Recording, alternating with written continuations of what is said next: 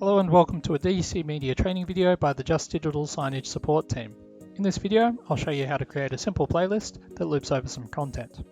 To do this, we go to the Publish tab, we hit Create a Playlist, we give the playlist a name that will help us remember what it's about, and we put in a width and height setting. Ideally, this should match the screen's pixel dimensions that the playlist will be displaying on, but because DC Media scales its content by default, we don't need to worry about this setting too much. Once our playlist is created, to assign some content to it, we click on the Populate Playlist with Assets button here.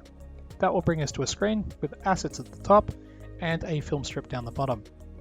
We simply drag and drop the content we want to display down here, and that tells DC Media to start playing the content one at a time, and then when it reaches the end, to start over again and repeat the process.